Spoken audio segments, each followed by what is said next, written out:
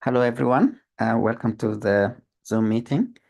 Today we are going to discuss different topics, but first of all, I'd like to thank all the fellows who joined the program recently, the new fellows. Welcome to the program. And also, I'd like to congratulate all the fellows who matched this year. And I wish all the best for those who did not match. So, the usual meeting agenda will have different topics, so we can go over that in a minute or so. But I want also to say Eid Mubarak and Happy Eid to all of you. So, for the new fellows, this program will have an opportunity for you to improve your skills and learn more skills and also help others. So we want to help you, but at the same time, we want you to help others down the road. Some of you might have certain skills and they can teach others. So it's a learning process, and also you give back to the community of fellows in this program.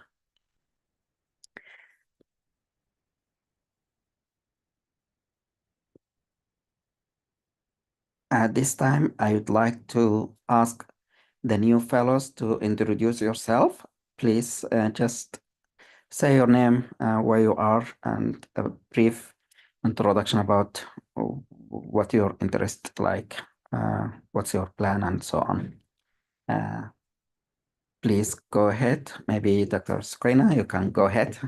Thank you, Dr. Nader, for the opportunity. I'm happy to join your Zoom call and join to the fellowship. It's a very attractive opportunity. So my name is Sukaina Eliazal. I'm from Morocco. I am a gastroenterologist. I was working independently there for more than 5 years. And for family reasons, I have to move to the US actually. I'm living in Virginia, Arlington, and my plan is to go to gastroenterology, of course, because this field I love the most. But I think the good way to achieve my goal is to go through internal medicine first, then gastroenterology fellowship. So maybe it's the best way to achieve my goal. Even it's too long, but it's absolutely fine. Concerning research, I had many opportunities to do research in my home country. I had some case reports published already, and I have contributed to many congresses. I have some posters in the American College of Gastroenterology. So I'm happy to enhance my skills. I want to learn how to do systematic reviews, meta-analysis, and I'm happy also to teach people about everything I know. Um, yes, and thank you for everything. Thank you so much, Dr. Skrina, and welcome to the fellowship, the program. So, as you mentioned, you have a great area of expertise. You already did the work in the research area. You know your interest, you have background. So, hopefully, we can help you, but also, as you mentioned, maybe you can help others. Thank you and welcome to the program. So any one of the new fellows, please go ahead or raise your hand, or you can jump.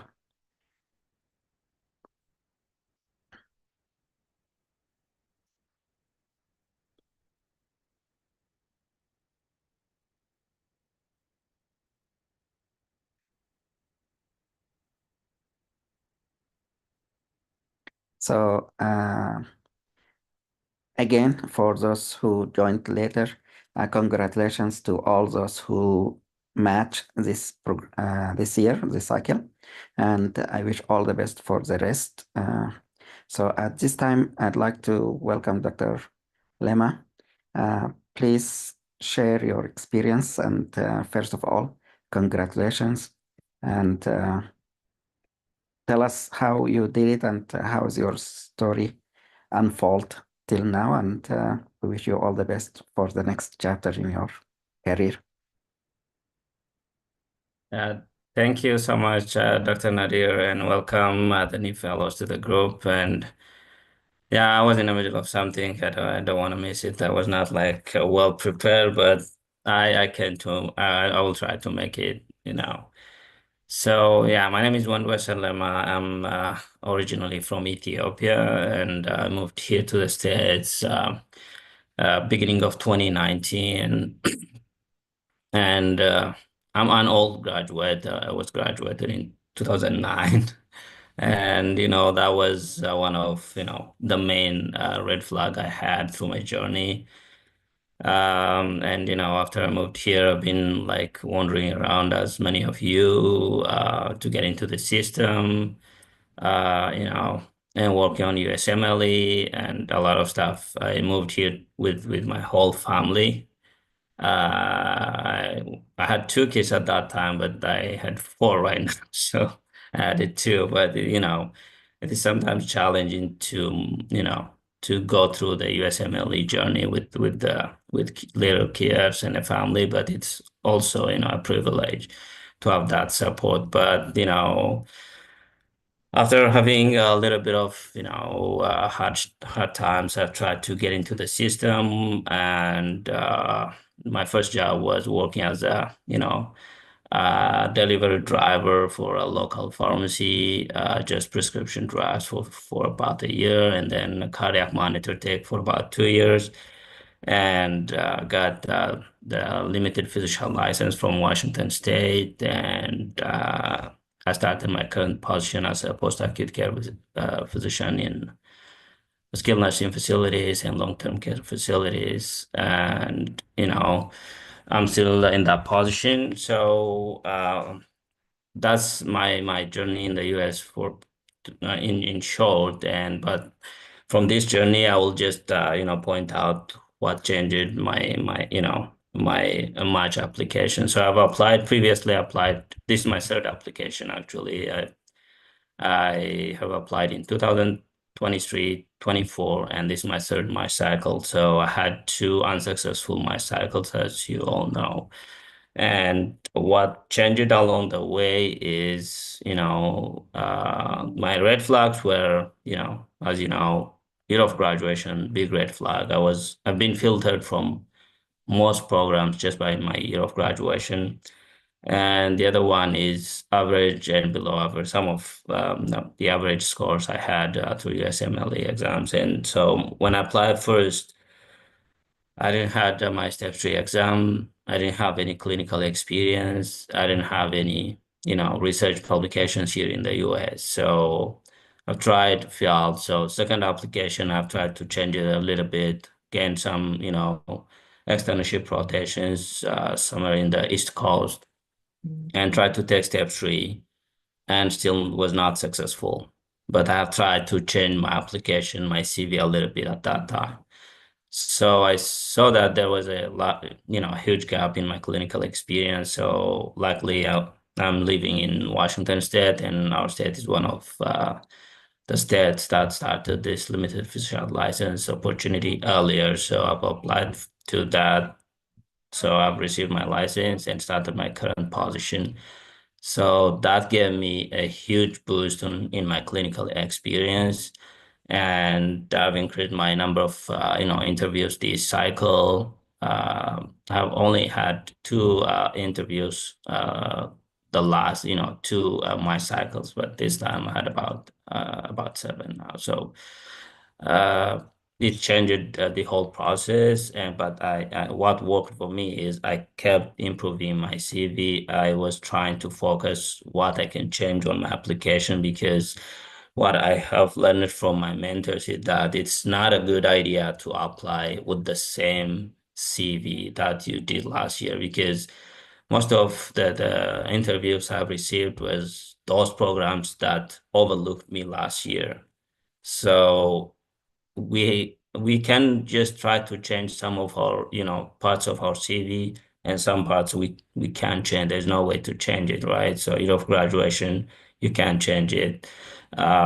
Scores, you can't change it, but you can focus on your clinical experience, research publication, and a lot of stuff. The other thing I did is joining this group, and it gave me a great opportunity to work on, research projects, uh, work as a team leader on one of the groups as a TL team leader, and that gave me the opportunity to work with fellow colleagues on projects, even if our projects were not published at that time. Gave me the opportunity to explain what I was just working with the group and what my activity in the group is. So I need officially to thank Dr. Nadir for his support for all of us, and it's a great opportunity and a big decision to just join this group. It changed my application as well. And the other thing I did was I've tried to just update my clinical background a little bit, because they want to see how you're staying active on your medical knowledge, I believe. So I took a couple of CMEs, joined the Cleveland Clinic, yearly ground round and board review last year. So that showed that I am still, eager to learn and to develop in my career. So that's another thing I did actually. So this is my journey in short, but my take on from my journey is you can name a lot of challenges through this journey, but you still have your own time, but try to focus on what you can change, I believe. And to add on top of this, my experience under limited physical license is significant. I think it's not, you might not get it from a lot of applicants, but I have two points to make in this limited physical license. For those of you who are living in the East Coast, in New York, New Jersey area, there are companies that are, working with IMGs. One company, I can just leave the email of, the owner, one of the owners in the chat box, that they ended up matching about 20 IMGs this cycle, and they're open to just work with the IMGs. Some of the companies in our state, they're not willing, to give you the recommendation letter. They don't want you to apply right away to residency because you are gaining experience. They want you to stay with the company at least for a few years. But East Coast is not like that. So they end up like matching one organization. They have a lot of facilities in New Jersey, New York area, but they have about 20, IMGs matched this cycle from that, only from that company. So for those applicants who are looking for clinical experience, I want you to pay attention on those limited physical licenses. They're getting, certified in most of the states that are processing these licenses. So if you're just able to move to New York, New Jersey area, or to those areas that are, providing these licenses, and that would be the first thing I would do, because that was my main red flag, and it will change your application totally. So the other route is just to gain externship rotations. My experience was not good, to be honest, because some of the externship rotations you'll pay, a lot of money, but the experience there is not, is not practical. The recommendation letters were not, sound or, personalized, and a lot of reasons are there. So you have to just look the whole program of your externship when you're applying and paying that much money. But that would be another option you'll have to gain clinical experience, and staying in this fellowship program and try to work on projects and publish some research, that will be another bonus for you as well. So this is my journey short, and if you need any feedback, any information about my challenge, my failure last year, what went wrong, I believe that those are the areas that I have tried to address. But yeah, I believe everyone has their own, time. You can make it next year, you can match actually. So just try to be resilient, focus on your goal. I mean, I've been there twice, so I know what you've been feeling right now, though, for those who didn't match. So stay focused, stay on your goal, and try to improve your application for next cycle, and start it right now, because you may not have time when you get closer to August, June. So start to have a good mentor, work on your applications, and try it next time. And I wish you all the best. Thank you. Thank you so much. Really appreciate, and I wish you all the best. So Thanks so much, Dr. Nadir. thank you so much. Do you mind moderating the meeting? See if there are new fellows or fellows who already match. They can share their experience, or the new fellows, they can introduce themselves. I Okay. need to step for a second. I'll be back. Okay. Thank you.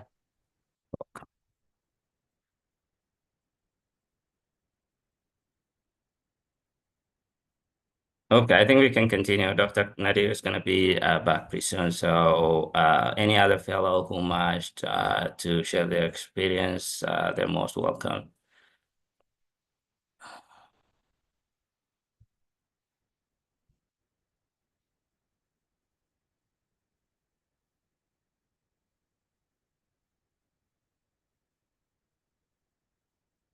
Or any new fellows you want to introduce yourself, you're most welcome to.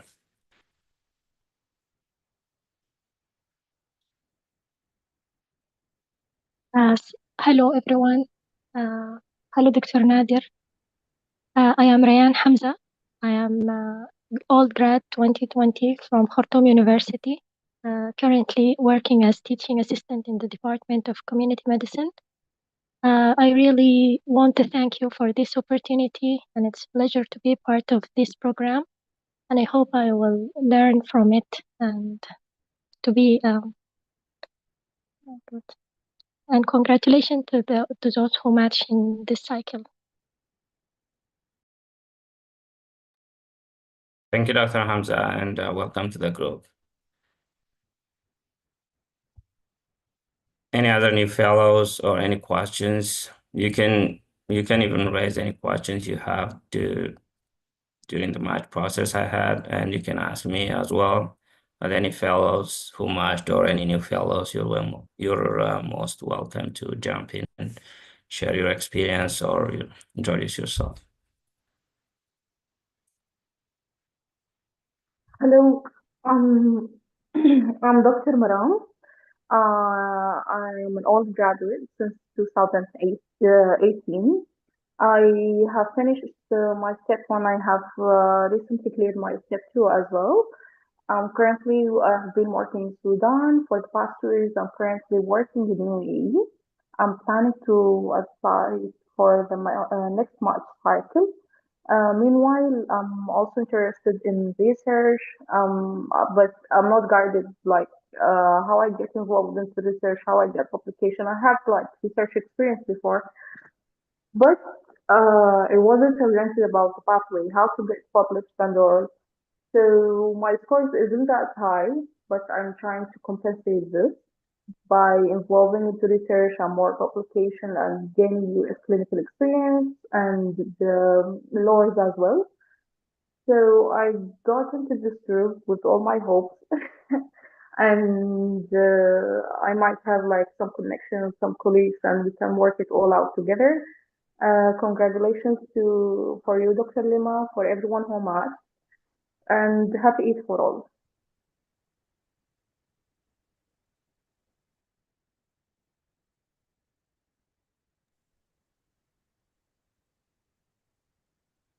Thank you so much, and welcome back, Dr. Nadir. You can continue. Thank you. Thank you so much, Dr. Mram, and welcome to the program. So I thought that someone raised Ryan or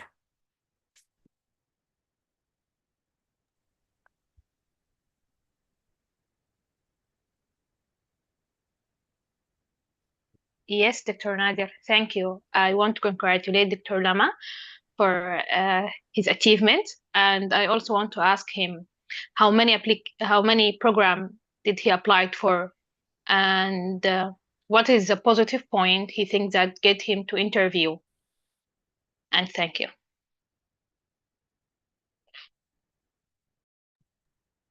Yeah, thank you. Yeah, I think it's a good point to mention. So when considering number of application, it's personal, but for us for IMGs, it's recommended to go as much program as we can based on our filtering criteria. I mean, what I mean is it's not worthy to apply for a program that you're sure that they're gonna filter you, right? But for those programs who you can be considered for the interview, it's better to apply for as much as you know the number of programs is going to be, if you're increasing your number of application programs you're applying, you're increasing your chance logically, right? So, but I have applied, my initial application was about 150 programs, but after that, I kept, looking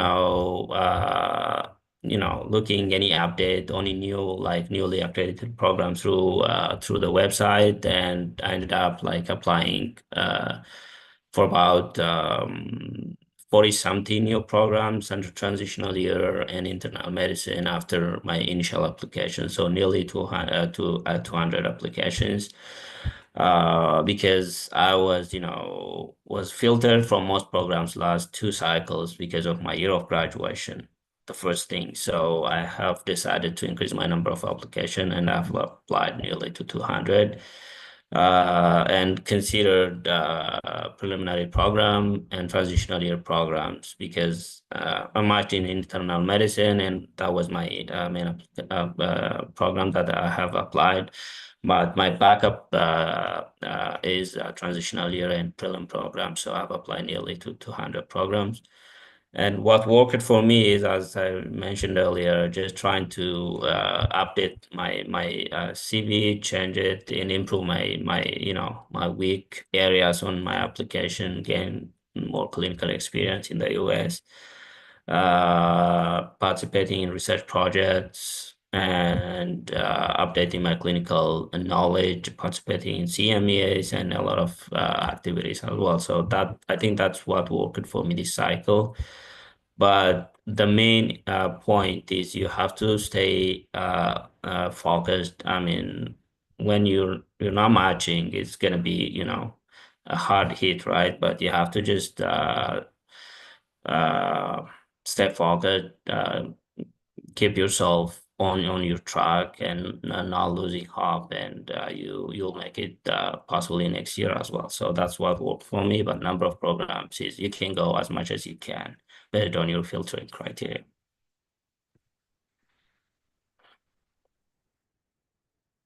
Excellent. Thank you so much, and thanks for the question.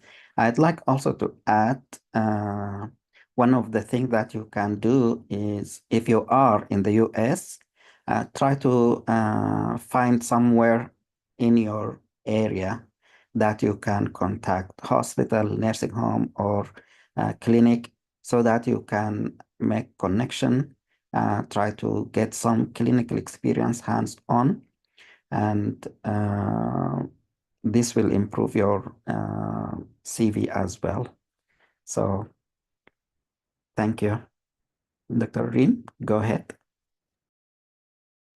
Assalamu alaikum. Congratulations, Dr. Lema. And I have one question about the limited practicing license. He mentioned it. So what are the requirements for having this license? Also, is it like you can work with this license or just like have externship, or what is it exactly? I mean, thank you. Yeah, so this limited license it depends on the state, but most of the states are approving this license, and a number of states are increasing every year.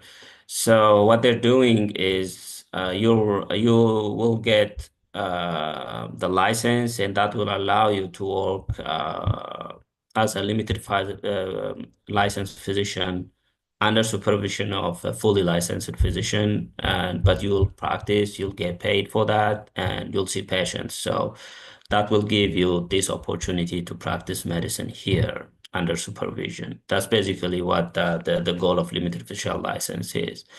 Depending on my state, you will work in post-acute care setting and long-term care facilities, in nursing homes. You'll see patients. It will be under supervision, but you'll get hired and pay for that, practice medicine, and that will boost your clinical experience as well. So that's the goal in every state, but the criteria in our state is different. You have to pass all the exams, including step 3, and you have to be a resident of the state for at least for a year. But I don't think that's the criteria in New York, New Jersey area, because I have had an offer from one organization there while I was in Washington State. So I don't think being resident there is a criteria. So I can share one of the contacts of the organization in the chat box, and you can reach out to him. He's on LinkedIn. He's pretty active, so I will post it on my LinkedIn account as well. So you can reach out to him and ask if you can apply for a position, because they have a lot of openings right now because of 20 or more. I'm just leaving the organization to their programs. Thank you so much. You're welcome.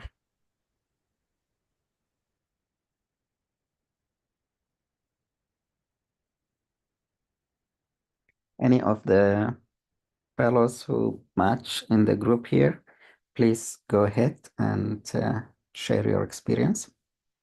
If not, maybe the new fellows, you can introduce yourself.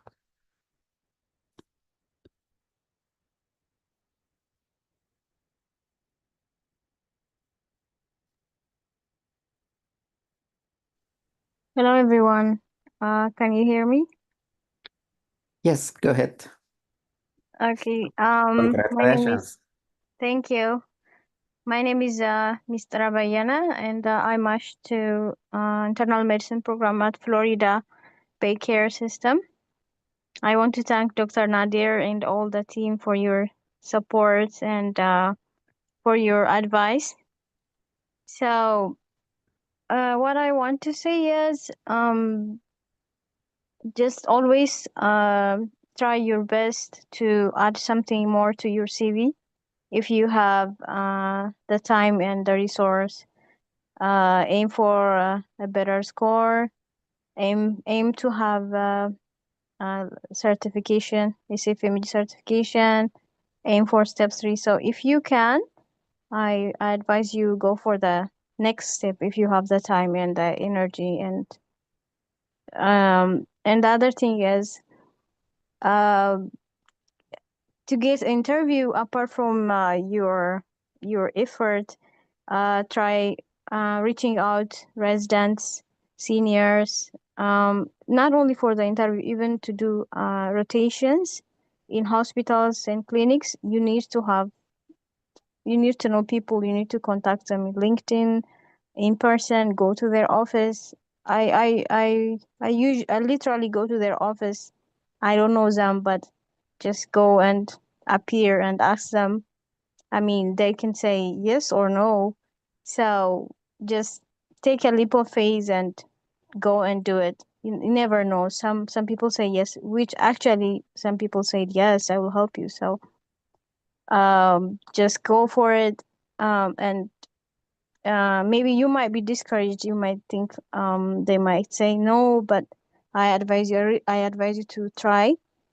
And this really will help you get your CV complete. You'll get more recommendation letters. You even get access to practice in hospitals, which is going to be useful on residency, I believe. And the other thing is, what I want to stress is, once you are called for the interview, you have equal chance. So I really advise you to take interview seriously. Everyone has equal chance. So the questions are more or less similar, but for me, I believe the programs are looking for certain answers. They are looking for an answer which matches their program. So to answer that, you have to go through the program website, know what the program is looking for, see what the residence looks like.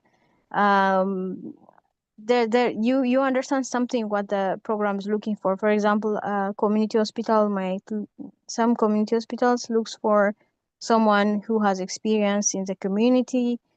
Some hospitals serving underserved populations, they look for your experience, you serving underserved population. So you have the whole experience, but you have to focus on the thing they really want. So you just have to tell them, I have this, and this, and do emphasis on what they're really looking for. So I believe that really helps on interview. So I recommend you go through what the programs are looking for on their website. You can have some clue. And the other thing is, always when they present for the first few hours, they will do presentation. Listen very attentively, and sometimes you might even change your preparation right there. Sometimes you see what they're really looking for.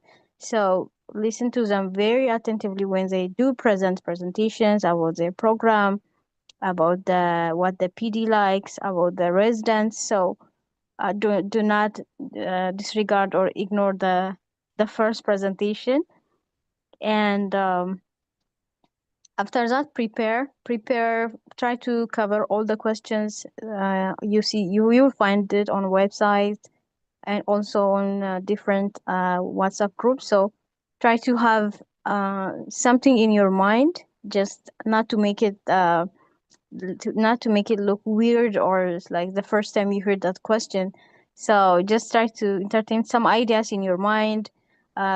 Think about real scenarios to be truthful and trustful. And if they ask you follow-up questions, it will be easy for you, and it will be natural, and they can see that, they can really sense that. So just try. You already have some stories. It's just you have to go inside your brain and find a good example for the question. Um, so in conclusion, always go for the next step if you have the chance, and have connection for the rotations, for the interviews. Use all the social medias, in person, all your opportunities. And if you are called for interview, you have equal chance. Seize the opportunity. Go on the website, check what they're looking for, be prepared, and hope for the better. Thank you. Thank you so much, Dr. Mister. And congratulations again. And I'd like to just make sure I highlight the thing that Dr. Mister shared is the step 3. And I want you to understand that when you get into residency program, the program wants you to go to second year, third year, and finish with the board exam and pass. This is very important for them. So to complete the first year and to go to the second year, they cannot allow you to go there unless you have step 3. So if you have time now to take step 3, when you apply, if they look at your application and compare it to other good applicant in the same pool, they can say, this one has step 3, so we don't have to go through the hassle of whether or not the other candidate will pass step 3 or not. So you already gave them assurance that you will finish the first year, you will go to the second and third year. And also that indicate to them that you are serious enough, you are able to pass the exam, and with the training, you will be able to pass the board exam for them. So it's kind of, you do one thing, but for the program, it helps them identify 2 areas for assurance as compared to other applicants who did not have step 3. The third point with step 3 is that if you do it and you have the step 3, if you are a US citizen or having a green card and you have some experience overseas, let's say a couple of years, you work as physician somewhere, they can accept you in a program like a fellowship program. Infectious disease, nephrology, and geriatrics. These are 3 fellowship areas that you can apply to in case you did not match into the residency directly. So you will go to the fellowship, and then after that you can apply. And by doing that, your chances will be much higher to join a residency program. So it will help you in different levels. And also, I'd like to highlight the second point that was mentioned is the connection. So if you have a residency program in your area, you can try to communicate with the coordinator of that program. Just introduce yourself and ask about the grand rounds.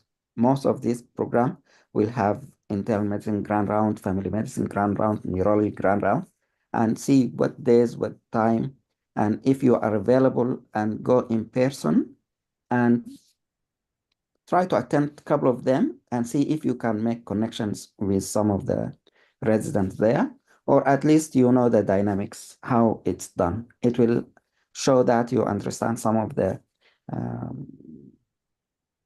healthcare system when you put it in your application that you are attending grand rounds in this institution or that institution and so forth.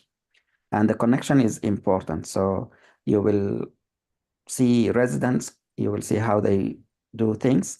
You can interact with them and see if you can do, you can round with them on the weekends, for example, or whenever you are available.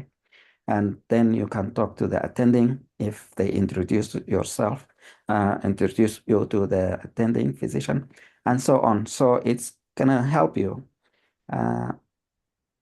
Thank you.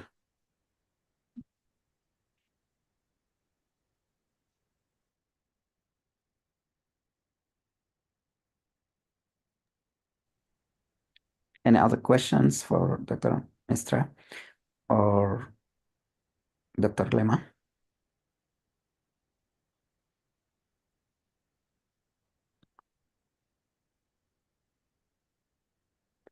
Dr. Lippi, if you are available, maybe you can share your experience so far.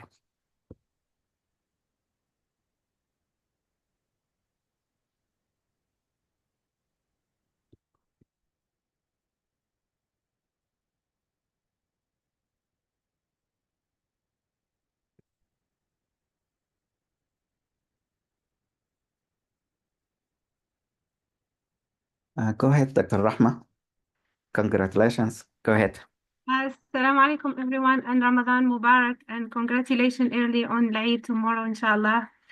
So Alhamdulillah, thank you Dr. Nadir for everything, and Alhamdulillah I matched this year at Internal Medicine at Jamaica Hospital.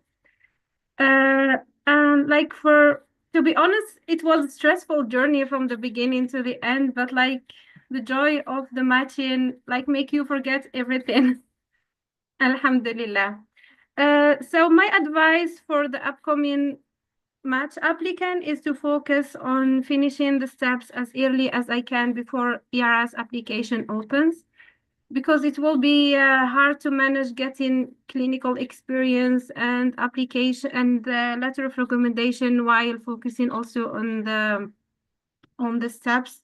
So so what I would advise by the opening of ERAS, like when you will be able of buying ERAS token, it would be best if you could finish the step 1, step 2, and get SFMG certificate, because some programs filter based on this. And the second thing is to look for the programs that you're applying for and to like do research on them, because you will end up wasting a lot of money and effort and stress by applying to programs that are not truly fit for you. And also to know your strength and strength and weakness, so you don't waste like money on a program that obviously won't take you, or it won't be happy over there. And the third thing is like good letter of recommendations and recent clinical experience. And the other thing is if you have a gap year in your gap year or years in my situation, try to make up on this. Either explain good explanation in your personal statement, or like preparing yourself to be asked about this in your interviews. I've been asked a lot about my gap years in the interviews that I had, and to be honest, I chose them the truth what I was doing. So I think they didn't mind that. And the other thing is don't overlook your community. So if you are living here in the US and there is a good community of Muslim people, so try to engage with them and ask questions. So most of my US clinical experience, I got them from people from through my community. Either I meet them at the mosque, or like, for example, I know about the telegeriatric from Philo, who was, I meet her in the mosque from my community. So don't overlook this aspect. And by also get exposed to US healthcare system. So by my interview, I was working as a medical assistant. So in the community programs that I had interview with, so I had idea what to speak, and I had a big picture about serving like community, like where there is like diverse population with like language barriers. So during the interview, I know what to speak. I was prepared for that by the experience that I had working as a medical assistant.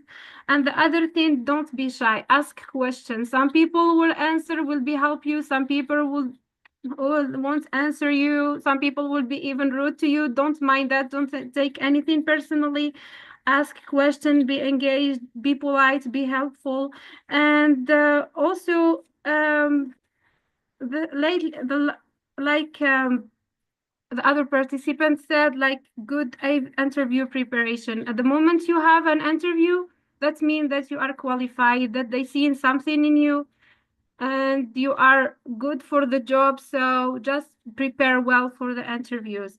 And by the end of the day, I think it's from Allah, alhamdulillah. If he meant, you will match. If he didn't meant too much, so you won't get it. So alhamdulillah, thank you so much for Dr. Nadir and everyone who answered any question that I ask. I constantly ask questions in the group. So and if anyone needs help, please don't be hesitant to answer me. I'm at the to ask me.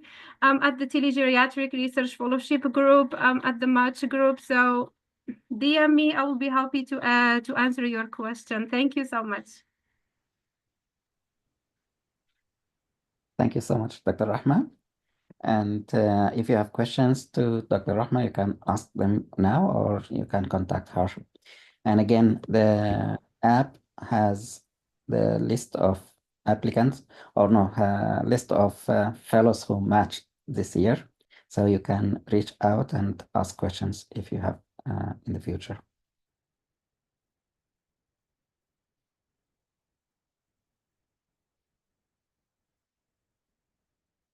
Anyone else who would like to share?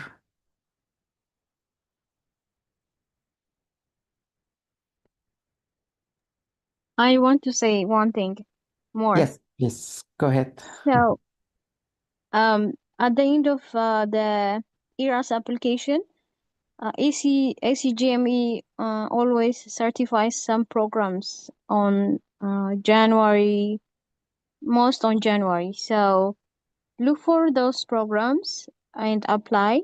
I didn't know that until very late. My friend told me. So my program is actually one of the new programs I applied on January. So you never know which one you are going. So check the ACGME website. This is a website which accredits programs each year. And try to look up on the website for the newly accredited programs and apply. So this is something I didn't know for a long time, so maybe it will help. Thank you. Thank you so much for sharing. Dr. Lama, you want to add something? Yes, I just want to add something on the new program list. So yes, so congratulations, Dr. Mr. as well, and it was a great achievement for you. Congrats. And my point to add is yes, there is consistent like accreditation through the website. So this year, the first cycle of new programs is just before application end date. So most of the applicants may not, have the information about that, and they have applied after they submitted the application. But it was a two cycle. It was in January and end of September this cycle, I think. So pay attention and try to check the website every time. And if there's a new program list, you will apply right away. So it might work out for most of the applicants, because I myself got some of the interview from the new programs as well. And the other one is just be active on LinkedIn. There's some program directors or some physicians that are eager to help applicants and post informations frequently, and like Dr. Nadir did. So try to be more active on LinkedIn, and you'll reach out to most. You have to reach out to fellows, residents, program directors on LinkedIn, and stay active there. You'll get informations every day. So I just want to add this. Thank you. Thank you so much. This is also great points. Thank you for sharing, both of you. Anybody else from the fellows who matched?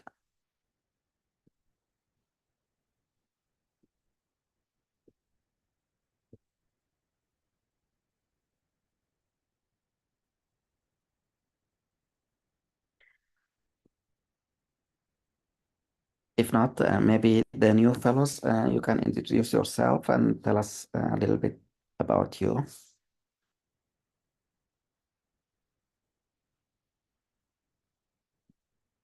Or if you have questions about the program.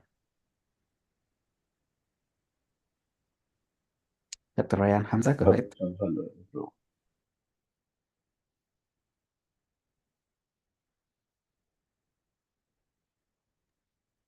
Thank you everyone for sharing your valuable your experience and these valuable tips.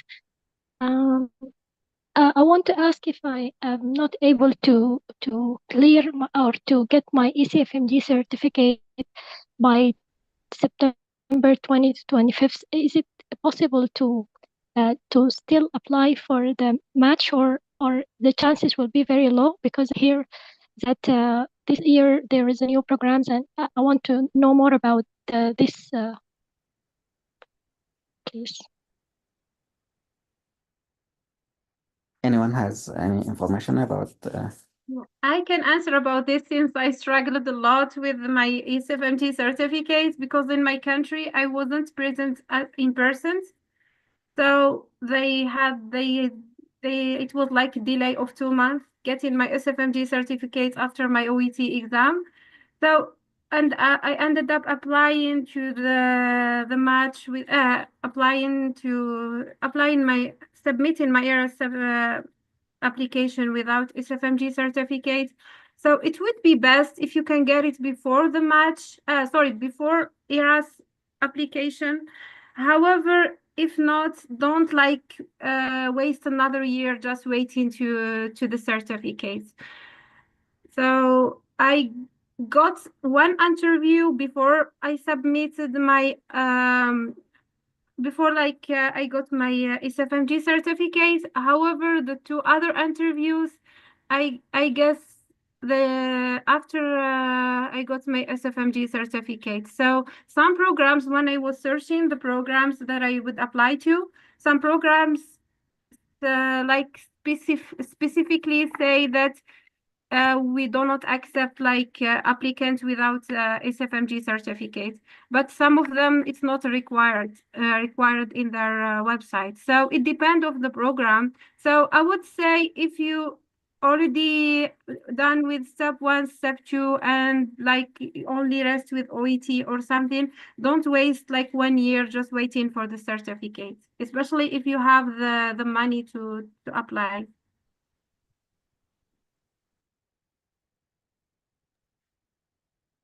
Okay, thank you very much, Dr. Rahma. This is very helpful. Thank you. You're welcome, Ryan.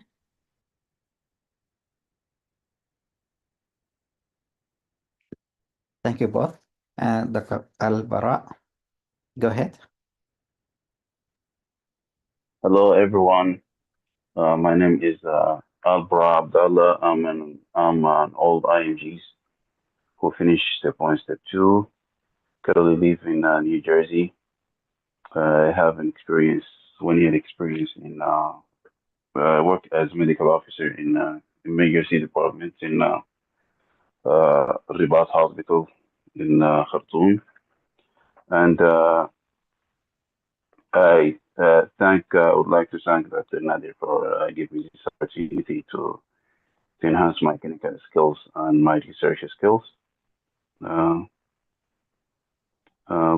My coach, I would like to congratulate the doctor who matched this cycle, and I wish them the best. I have a question regarding the U.S. clinical experience. Does working as a medical scribe or medical assistant is going to help when you apply for the match, or they need the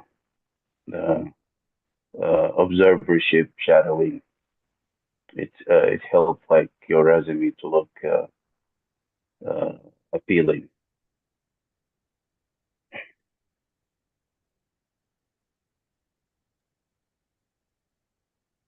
Thank you and welcome to the program. Go ahead.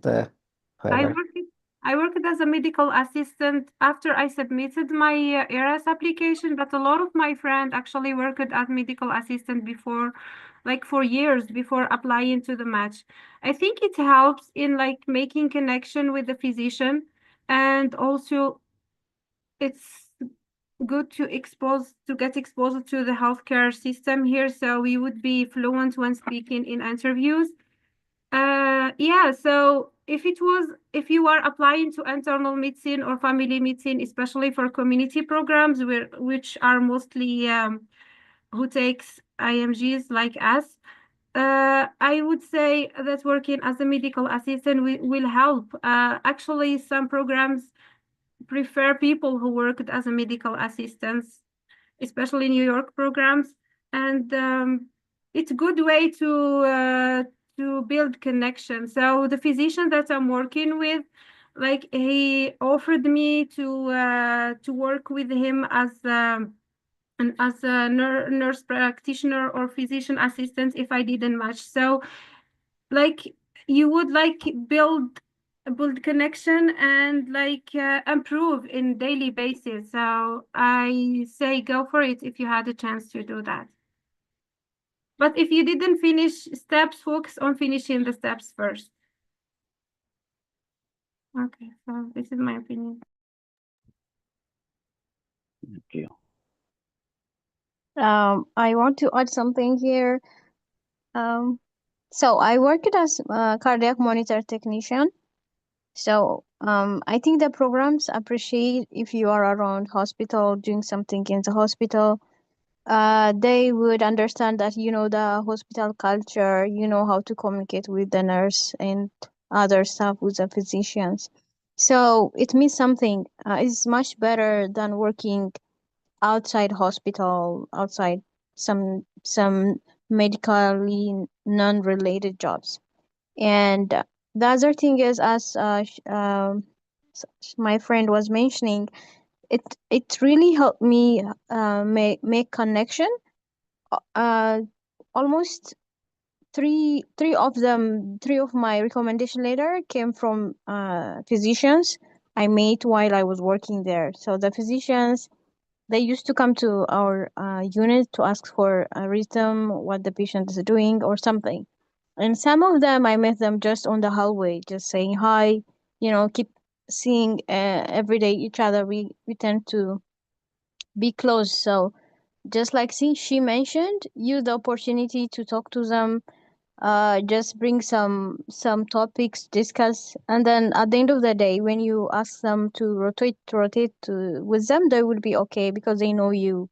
So this is, I think, is a great opportunity to have a connection, and even on the eras and on the interview, it really helps. They many of the interviews, they ask me what I do, what I get from that, what's the benefit of my job, how I was able to master uh, the communication and also the electronic EMR system. So uh, I was using Epic, which is the most common platform for most hospitals. So it means something. I want to encourage you as well.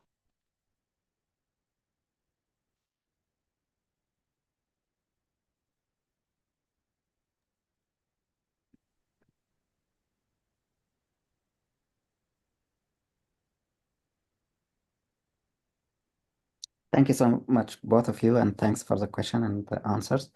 Dr. Lema shared the link in the chat regarding the possibility of limited license in New York and New Jersey. So if you are interested, please look at that and maybe it helps.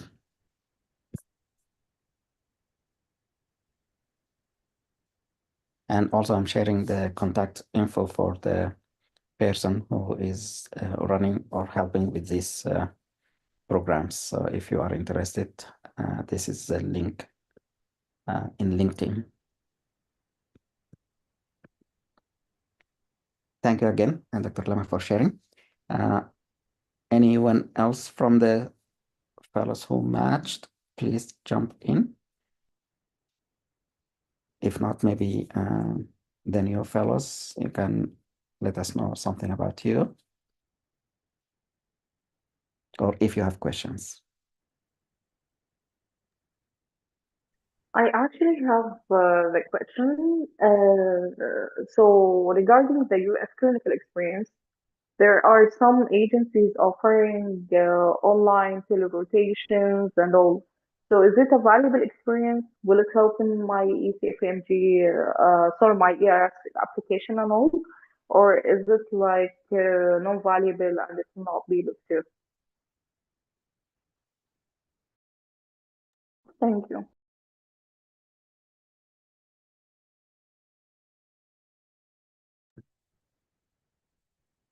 Anyone wants to answer?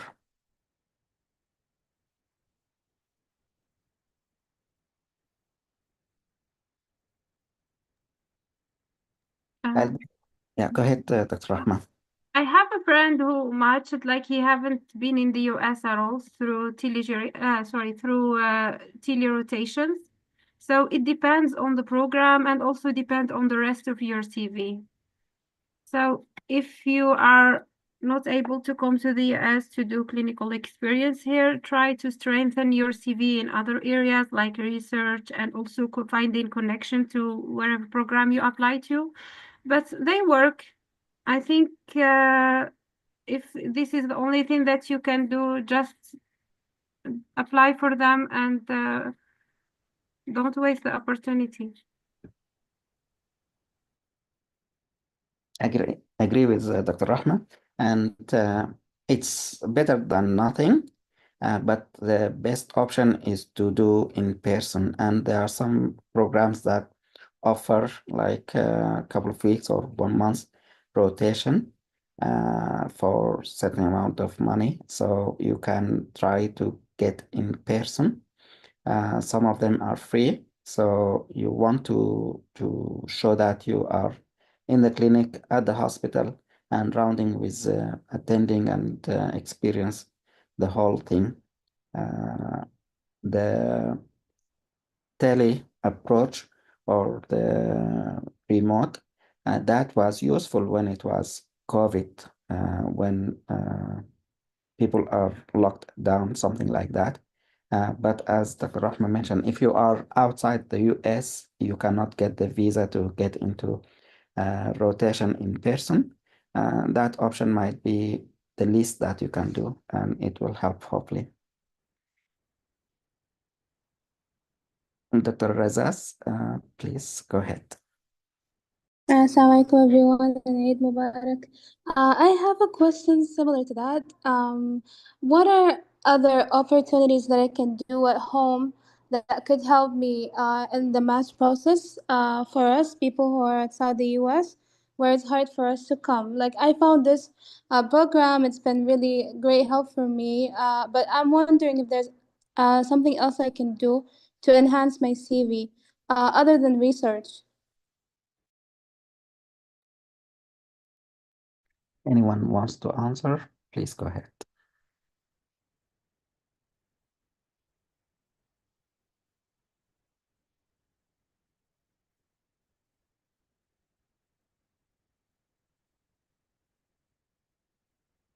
So I'll share these points. So in your application, there are many areas that you can contribute or you can improve. One of them is the research, as you mentioned, and the clinical experience. Even if you are outside, it will be considered something you are doing compared to some of the fellows or the applicants who spent some time off or out of the clinical area. So what other opportunities that you can do? So participating in big conferences that will shine and will get you connection. If you can get communication with some well-known researchers in these conferences, your application might be looked at differently, especially if you are interested in a certain area, like neurology, for example. If in your area where you live, there are some international conferences you want to attend and get in contact with some of well-known neurologists, that will show that you are interested and you have some background or some people who are basically supporting you. The other area is connection with some of the organizations, like here in the US, there is the AMDA organization. It's the American Medical Director Association. Now it's called Post-Acute and Long-Term Care Medicine. You can join them, it's free. The other option is American Geriatric Society. I think there's some fees to join them. And there are others like ACP or AMA, other organizations maybe in a specific area. Like if you are interested in endocrinology, there might be some. So look at these and join them, be a member, and hopefully you can find some connection and you can work with them on some areas. You can just try to help them achieve whatever goals or task, and you can put that in your CV. So this one area that you can do remotely. You don't have to be in person in the US.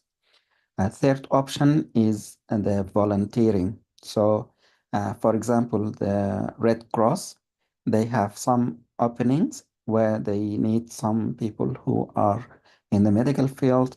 They can answer questions about anything in the medicine for the public. So for that, you don't have to be in the US. You can join the American Red Cross, for example, and volunteer for positions where it's remote and it's voluntarily, so they don't pay you, but at least you will be able to show in your resume that you were able to communicate with the public here in the US, answer their questions, and help with the healthcare issues.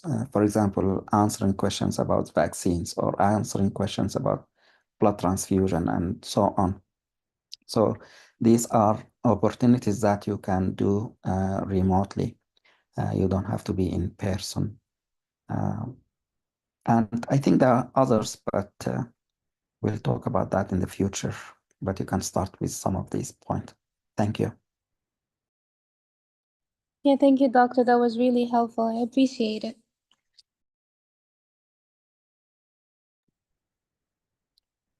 You're welcome. Anyone else? If you have questions or if you want to share your experience or share your information, if you are new fellow, please raise your hand or jump in. Thank you, Dr. Nader, and thanks for the other participants for clearing my doubts. But I have also another question regarding the CV. Is there is any specific template, like what area? So it shouldn't be broadened, and at the same time, I feel like it has to be focusing on the main points. But if anyone can orient about us about the template, how should it be, and all? Thank you.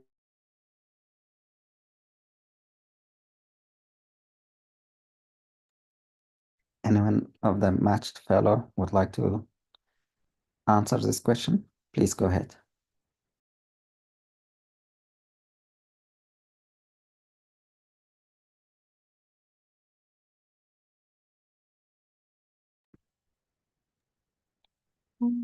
Okay, so for the CV, when you fill ERAS application, it will automatically like format CV. So it's not like a tablet, how we say, format that you do it on your own. And for when you apply, for example, to internal meeting, try to focus on internal meeting or your CV. And like when you tell your experience, focus on the specialty that you apply into. So some programs, some specialties prefer that you'll be interested to their specialty that you apply into. So for example, if you are applying to neurology and like internal medicine as a backup, some program will like want to choose you because they think that it is a backup. Some programs won't mind. But however, make your CV tailored to the specialty that you apply into. So I think this is what I did. For me, I was only focusing on internal medicine. So all of my US clinical experience here were with internal medicine specialists. And I think this what's helped. Yeah, so maybe the others may give other advice. Thank you, Dr. Rahma. That was really helpful here. Thank you, Dr. Rahma. Oh, sorry, you can go. Okay, I just want to add some point on the template part. Just like Rama said, tailoring to the residency you want is very important. You might need maybe sometimes 2, 3 recommendation letter for each each programs you are applying. And the other thing is, Dr. Nadir provided us it's an app, and it has templates, and it really helped me. I was able to access it, and I was able to see it. Um, Maybe Dr. Nadir will explain more about that, but it really helped me. There was an app saying "Ear Us," so maybe you'll get that if you are around. I'm not sure, but Thank you thank so you. much. Thank you, both Dr. Rahman and Dr. Misra. Yes, so we have in the past asked the fellows who matched in the past few years to share their documents, their personal statement, along with their ERAS application, a copy of that, and they removed their contact info or their identification. So they shared just the template and what they did, how they wrote their experiences, how did they answer the questions according to the template. So along with the personal statement, so you can look at how you can write your own. And hopefully this will help some of the new fellows or who want to apply in the next match. So we will share this app. It has some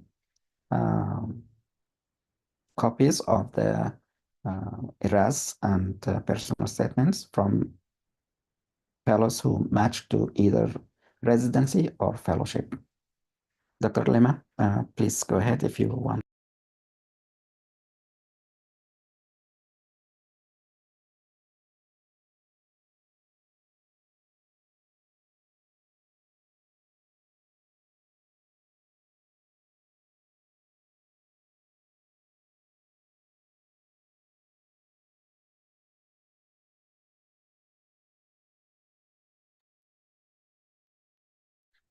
Anyone else with any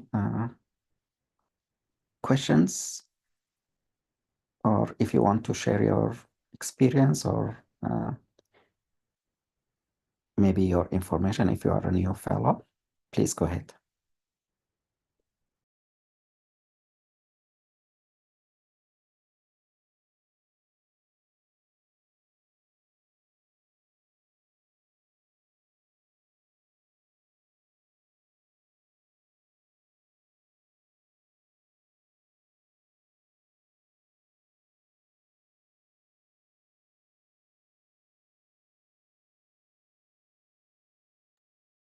So for the new fellows also, we have some links in the app where it has some connections to the grand rounds. For example, we have internal medicine grand rounds, that's here in Lansing, and we have neurology grand rounds as well. So in the app, if you go down, sometimes we have the announcement here. So if you click on this, it will have the link for the neurology grand round. And sometimes we have other connections or links to other grand rounds. So at the bottom also, you can find some of the information about Sparrow Hospital and MSU grand rounds, as well as the neurology grand round. So if you click on these links, you can join remotely. Thank you. Hi, Dr. Nadir. I have a question. I attended previous rounds and it was so helpful. But my question is like, if I like regularly attend these meetings, can they give me like a recommendation letter or anything or no? No, I think sometimes what they do is they can give you a CME certificate, which is at the end of the meeting or the grand round, the secretary or the person who organized the meeting, they will give you a link to a website where you can add the number or the ID for that meeting.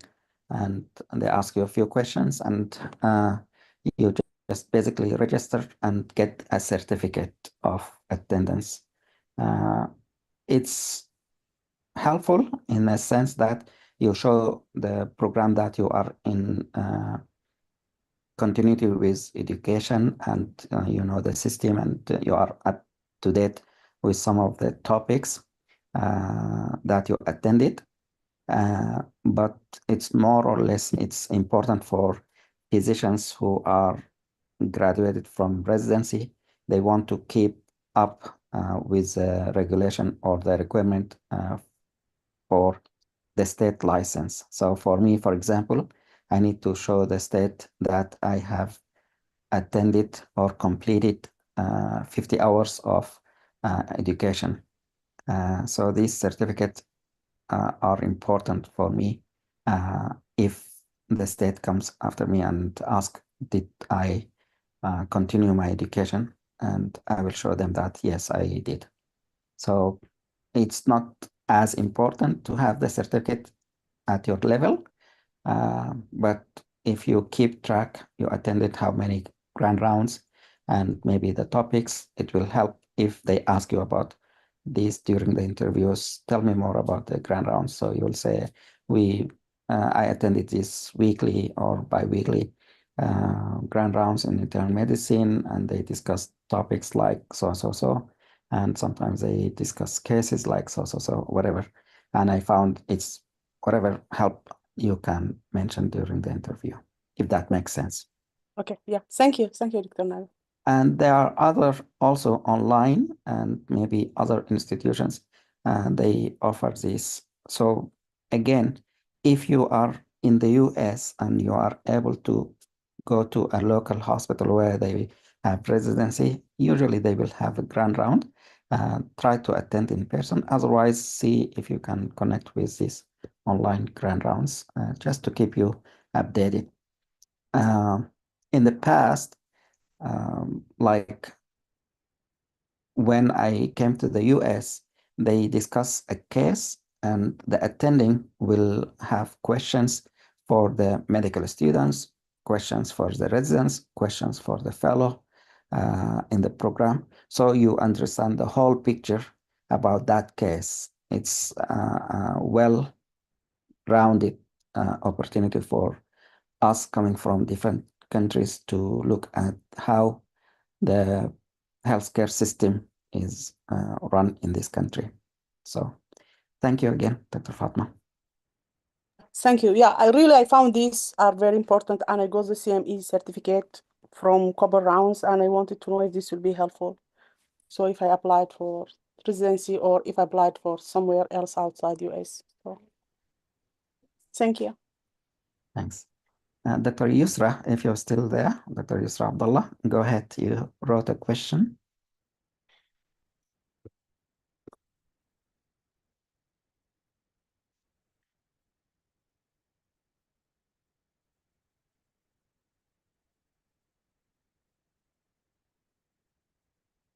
So Dr. Samah asked if is it possible to apply for neurology and with IM letter of recommendation.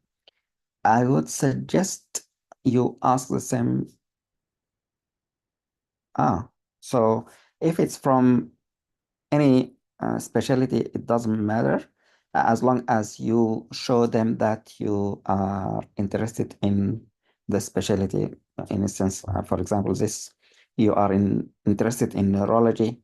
If you show them that you are attending, for example, these neurological grand rounds, then they will say, oh, you are interested in this specialty, and they can overlook the internal medicine letter of recommendation, if that makes sense.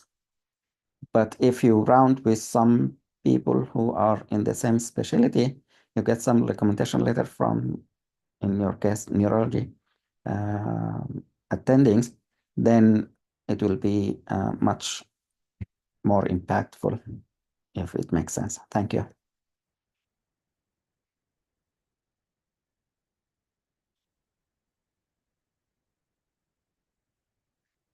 Any other questions or any other comments or anything you want to share or any tips from the seniors or the new fellows, please go ahead.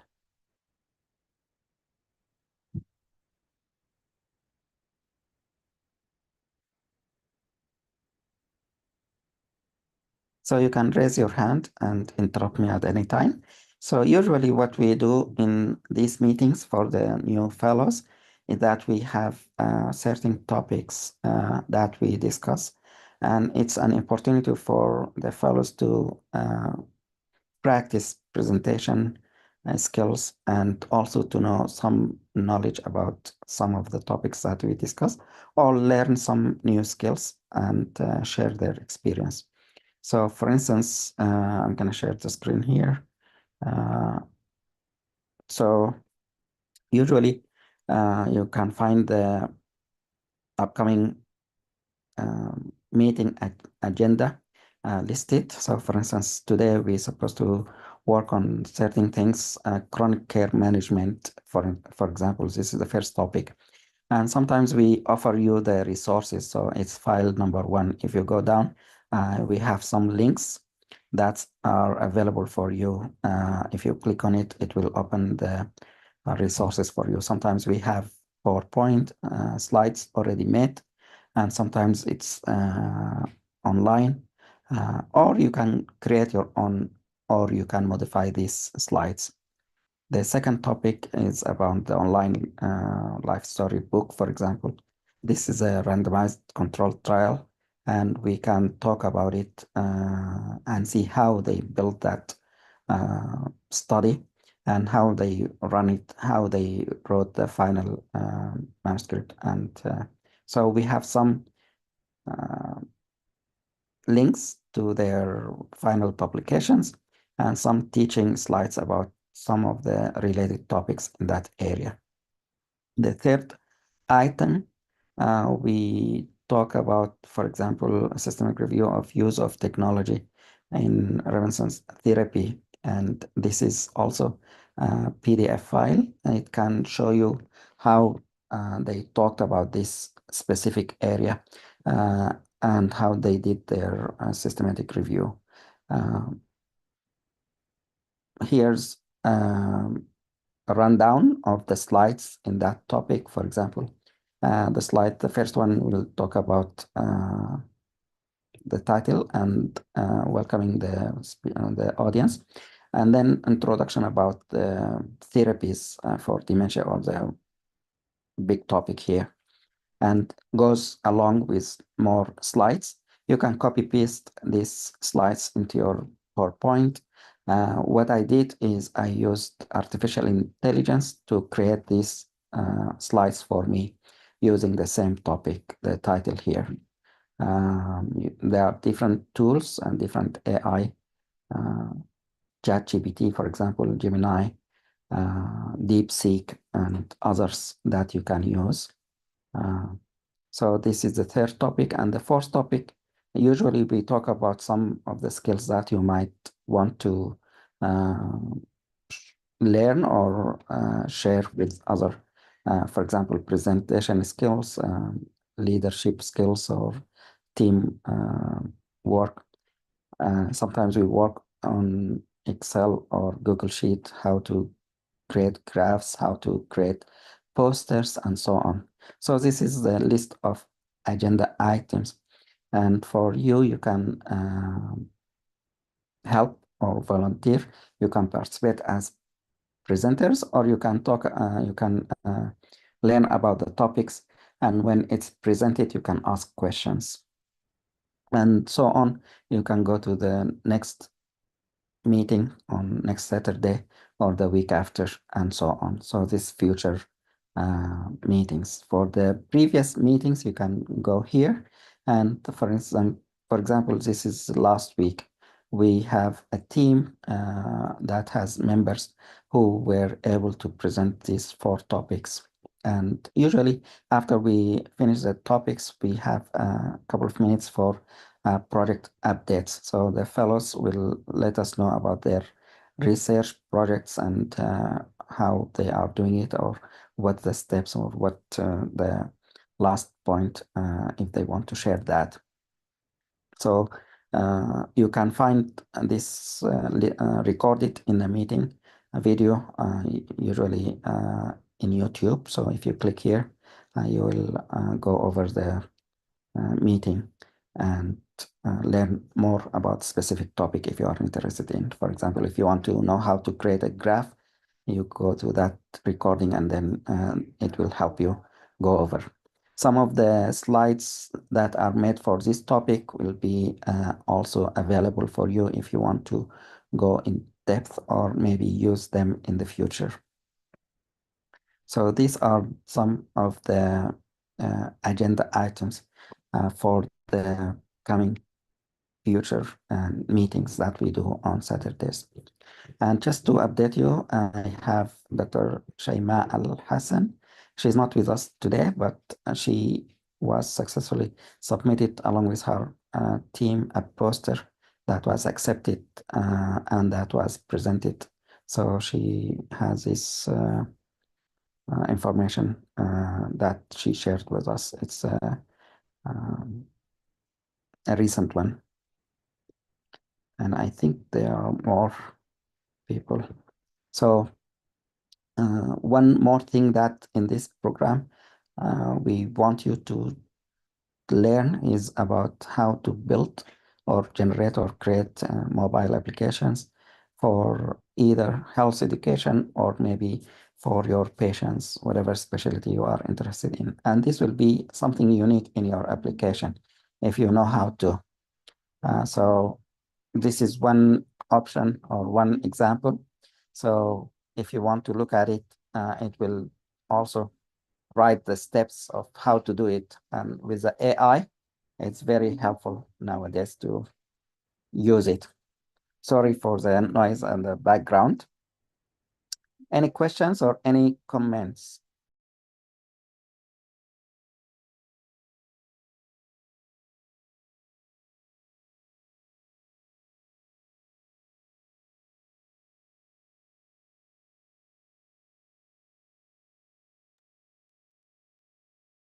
If not, I'd like to thank you all so we can end our meeting today.